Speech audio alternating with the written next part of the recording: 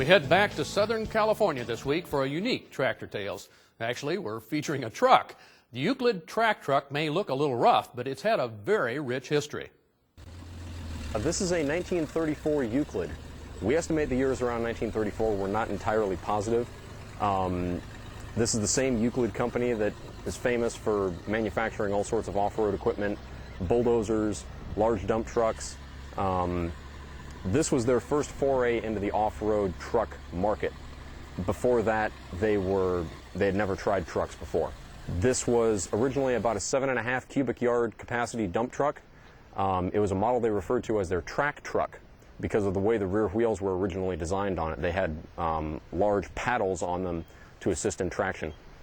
This model was initially developed for use on Boulder Dam to compete with the Mack model APs and some of the other trucks that were offered by different manufacturers, such as International. It is a shaft drive unit with a planetary reduction rear axle, dual reduction rear axle. It's not chain drive. If I remember right, they're 517 cubic inches. Sometime around after World War II, it was purchased by a construction equipment operator up in the Los Angeles area. This fellow simply started amassing different bits and pieces of equipment over the years. And this truck was one of them. We don't know if the truck was converted by him to the boom truck configuration or if it had already been converted. As the truck sits now, it will pick up about 4 tons with a single part line before the front wheels come off the ground. That's the automatic overload device.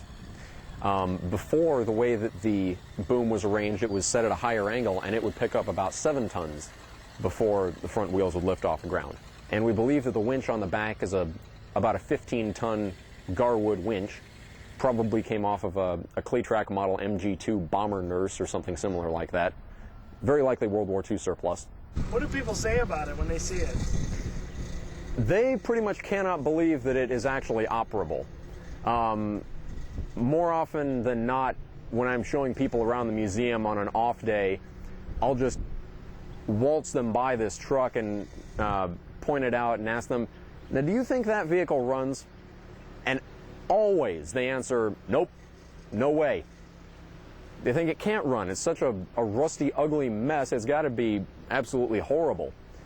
But it runs, and it runs pretty well. From 1920 until the 1950s, the Euclid Company of Ohio specialized in building heavy-duty trucks for construction work. It was then purchased and converted into a section of General Motors.